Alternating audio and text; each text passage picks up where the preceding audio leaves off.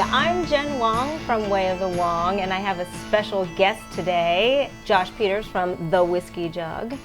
And today we are talking about Irish whiskey because, you know, St. Paddy's Day. And it's March, and people want to know what to drink in March, right? Right. Yeah, I mean, the obvious answer is always Irish whiskey. The obvious answer is. I mean, that's all I cover on the site during the month of March. It's 100% Irish whiskey the whole month. Everyone's always asking at that time of year, well, what Irish whiskey should I drink? As if you couldn't drink it the rest of the year. No, it is. It's like the sherry Christmas or something. It's like, oh, this only comes out at this time of year. But no, it's actually it's Irish evergreen. Whiskey. It is fact. It is, but I think a lot of it really is that over time, Irish whiskey, because it hasn't been so exciting really, we've had mostly like 40% chill filtered blends. It's not been that really exciting of a thing. So it's like, all right, cool. It's St. Paddy's Day. Pull the Jameson and the Bushmills out, add some green food coloring to it, and let's do some shots with some Guinness, and let's all get really drunk. That being said, we have a number of things from the Middleton distillery, which is who produces Jameson, and they are delicious, let me tell you. Oh no, I drink them all the time. I mean, Irish whiskey is one of the whiskeys I really got started with drinking whiskey like 10 years ago, but it was Jameson and Bushmills because, you know, they're light, they're sweet, they're easy, they're accessible. Right. So when you're starting out as a whiskey drinker, they're easier than like bourbon. And even like some 80 proof bourbons are a little harder to get into, but this is always nice, sweet, soft. So it was real easy to get into whiskey drinking them. But that's kind of where the industry stayed for so long. But it'll last like 5-6 years especially. You have amazing stuff starting to come out, like Middleton with their, you know, Green Spot being a pure pot still, and the John's Lane release being a pure pot still finished in sherry, and you're getting a lot of really cool innovation that's happening in the Irish vertical just over the last couple of years, and so it's becoming something that's very exciting to watch and why it's growing so fast. And I think what's interesting too about Irish whiskeys, it is a starter whiskey, I think, for a lot of people. I like to introduce it to people who are not sure if they like whiskey or if they're not sure they want to drink whiskey. I start them there because absolutely it's sweet, it's easy to drink, it's not too powerful and that burn that people associate with whiskey. Yeah. You know, and it introduces them to the cereal grains, which I really love, you know, rather than things they've been drinking in the past. Cool. Start drinking some of these? Yeah, let's. Which one should we start with? Let's start on here at the bottom. So this is the new Jameson Caskmates. Fun. So this is just the normal Jameson Irish whiskey that's been finished in stout barrels. It's funny, this whiskey I introduced a friend of mine to, and now it's the only thing he drinks. And he needs to find it wherever he goes. That's hilarious. It's really good. Actually, so I only had this for the first time the other night because I went out and was picking up stuff for the month of March. I saw this one on the shelf and it was on sale for like $24 or something. Yeah. And so I was like, oops. It's really affordable.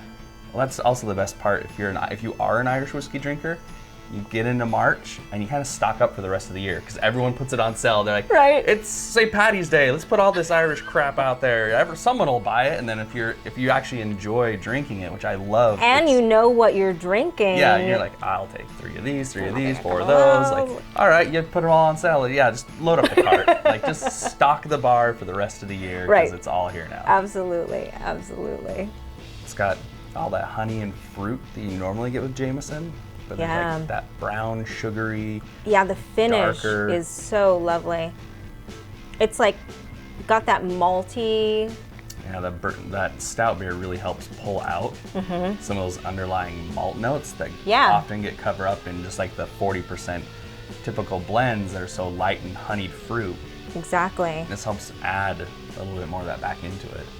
Makes it this is a whiskey that, you know, if you're getting together St. Paddy's Day, you want to do shots, you can do shots, but you can also just sit and drink this, and it's just a lovely, lovely sipper. What's the ABV on this? Because it's really easy to I think it's just 40, like drink. Everything Jameson. Yeah, nice. Just 40. With this, even at a lower proof, you have a lot of flavor going on and a lot of things going on.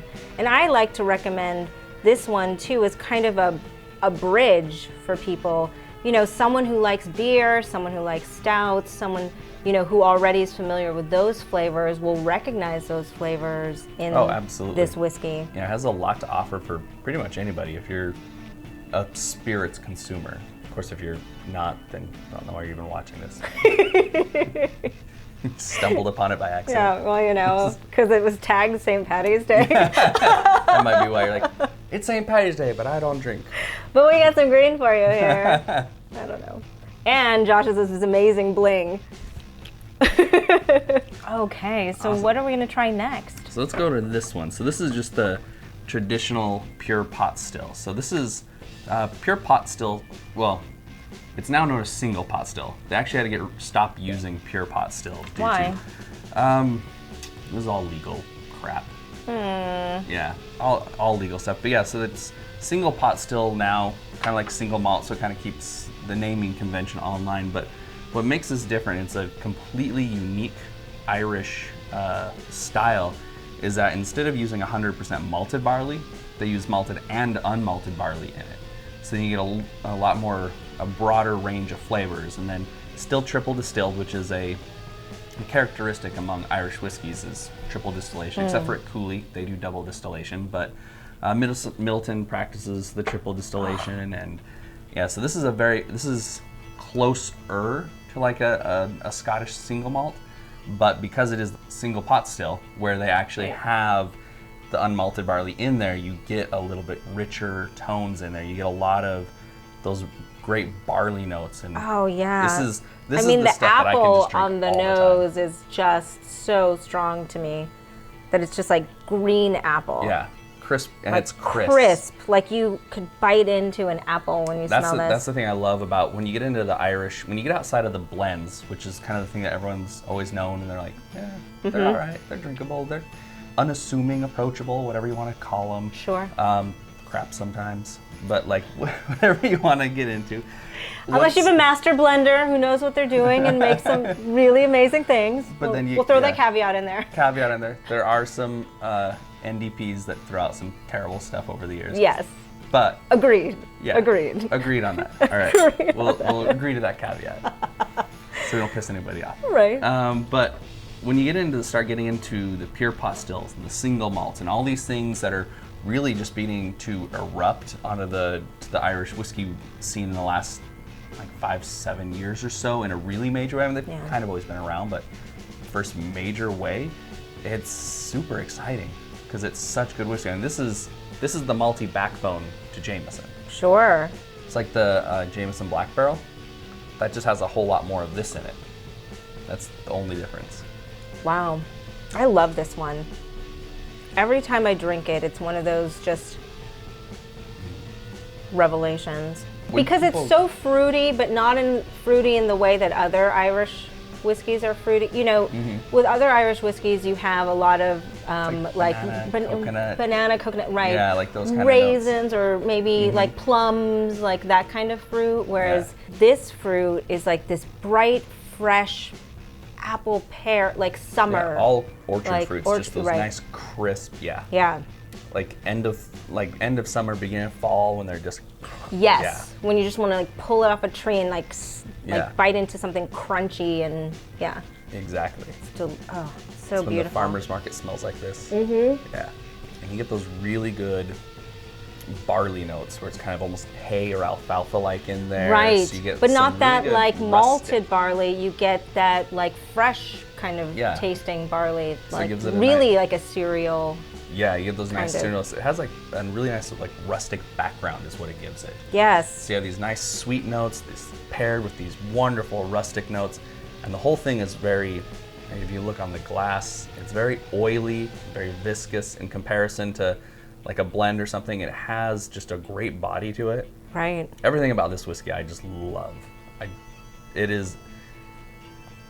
I'm in love with it. Why don't you take it home and marry it then? Oh, it's going home.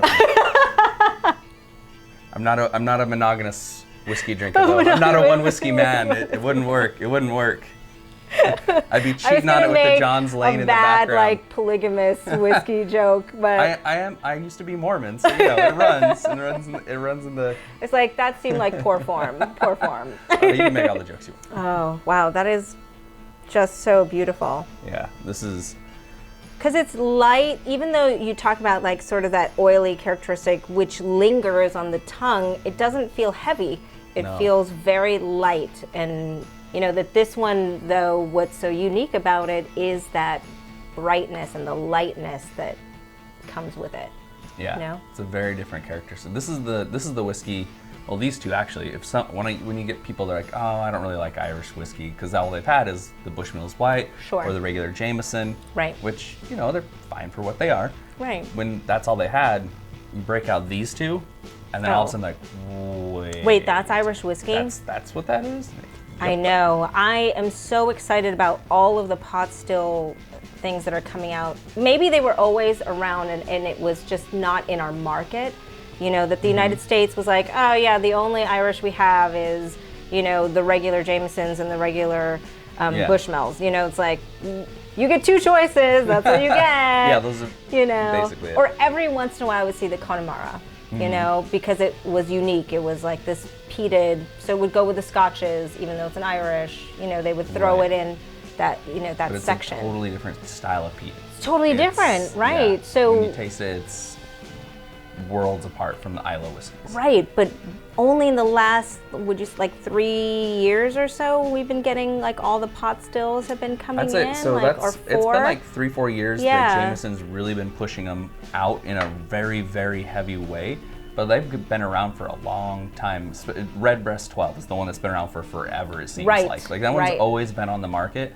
But it wasn't until they really started pushing it with like the 15, and then they brought out the 21, which is just mind-blowingly good. I love the 21. And then they released the 12-year cask strength, which is amazing. Oh, I haven't had that one. Oh, it's so good. All right, when we get together again, I'll bring it. It's so good. Yes. So yeah, that one is amazing. It's one of the few cask strength Irish whiskeys that are in existence. Right. But it's it's non-chill filter. It's everything that's just amazing about Irish whiskey to the next level. Wow. So that one's incredible, but it's only been the last couple of years really. So let's try this last. I know. Speaking of balance, this whiskey is probably one of the most just elegant, balanced, delicious whiskeys out there. I just absolutely adore this stuff. I love this one. I remember when we went to a Irish whiskey pot still tasting and up on the rooftop. Yep. Yeah. Up on the rooftop and this is, the two of us are such whiskey nerds. We're just always at whiskey tastings together. And end up at the same events a lot, yeah. End up at the same events a lot. And both of us were like, I could sit and drink this every day, all the day, all the time. Oh, yeah. All the day. That's not all the day. All the day. All the live long day. Mm-hmm. This is one of those whiskeys that if they're like, we're pulling it off the market, I would be buying cases of it and stockpiling. Like that would be, you'd come over to my apartment and they're just behind the couch. There'd just be cases of it stocked up because. I'm like, did you hear something I didn't hear? You're like, I did and now it's gone. Right. You can't have. Secondary market rules, $300 a bottle. But we're friends, right? All right, $250. I'm glad I made that cut. And it's got a lot of the same notes that you get from here, those crisp fruits, the honey, yes. Got the malt, but then the sherry finishing gives it just that little bit of like that creaminess at the finish. Creaminess, the fruity, the more of like darker fruits kind of a finish to it that absolutely. It just puts that nail on it. It's so good. Like the other one's bright and summery and fun, and this is just like wrap me up in a blanket and sit me by a fire, and I'm happy. Like this again, we talked about like the mouthfeel. This has like that creamier. It's a little heavier, but not in a way that's obtrusive or annoying, but like a really lovely, like it lingers with you and just like wraps you up in a blanket is, kind of the only way to describe it. I don't know, everything about it, everything from start to finish, the entire sensory experience of this whiskey is sublime. Like, I just can't think of anything else. It's just, yeah, this is one of my favorite whiskeys just to drink any time of the year. I agree. I agree. My house never does not have a bottle of that. As soon as it gets down to I'm coming over the label, all the time. There's another bottle. Like, all right, it goes on the shopping list on the fridge. Like, here it is. Right. Go grab another John's Lane. It is. You just always want to have a bottle because it's just it brings people, it's just like one of those sublime things that you're just like, you stop having words to describe it because you're just like, that's what it's like to me, right? Is that it's just, it tastes like, and it makes you feel, just kind of, start making we can start animalistic talking about noises. the minutia and all the different flavors and things that you can find in it, but ultimately the thing that I like about it is it's my happy place. It is. That it's well balanced, it lingers on the palate, and it just is so warming and comforting as a flavor. This is why people should just drink this stuff year-round. Irish whiskey shouldn't be relegated to just the month of March or any Irish holiday. I think there's a good reason to drink Irish whiskey all the time. Absolutely. These are 3 good reasons right now. 3 very good reasons. 3 very good reasons. I'm excited to see what they do with the next Caskmates, because apparently it's going to be a thing where they're like partnering with different craft breweries, and so maybe we'll get like a red ale, an Irish red, or something. There really actually have been a few opposite collaborations. Like we have the Angel City Brewery here in Los Angeles. They did a collaboration with Jameson. They did an Irish red ale. It was an imperial red, right? And that was aged in the Jameson barrels, right? I remember that now. Yeah. So they're kind of doing those opposite collaborations too. So I think there will definitely be some other things to come out of that. Yeah. I've also seen some other breweries like Wild Turkey. Just like they're doing one with another brewery now too, where they give them the Wild Turkey barrels and they're aging their stouts in them. So I like these collaborations. I think it yields some really interesting results. Sometimes it's a hit or sometimes it's a miss. This is definitely a hit. Huge hit. I love this one. But there have been some collaborations that you're like, I don't know if those two things go together, really. I mean, I think it's kind of gimmicky. I can't think of any off the top of my head. I can think of one. Well, there was one that was a little hokey. So there's this branded tequila. I can't remember the name off the top of my head, but what they did is they took and aged their tequila in Pappy Van Winkle bottles and like Buffalo Trace antique bottles. So like they had the George T. Stagg and the Van Winkle 20 barrels, and like, this is gonna make them even better.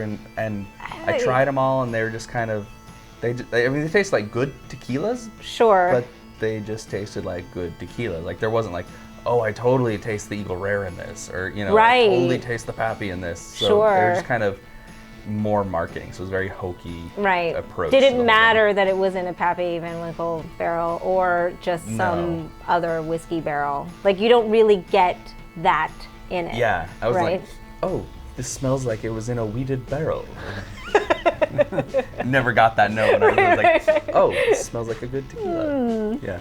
I get a little hint of George T. Stagg. Right. This one's definitely got some Eagle Rare 17s. Definitely. No, never. It's just more of like, this is good tequila. Right. I mean, in contrast, this Jameson is just such a great collaboration. I think those two things go so well together, and the Stout adds so much to it. It does. It works very well together. I'm excited to see the next releases that come out. I'm hoping for an Irish Red, of course. But yeah. Right. Yeah. Exactly. Well, that is all of the Irish whiskey we have for you today. We have a little sampling of Middleton for you, and then we'll have one more with a couple more Irish whiskeys so you can enjoy them through March. Till next time, cheers. Cheers. Cheers.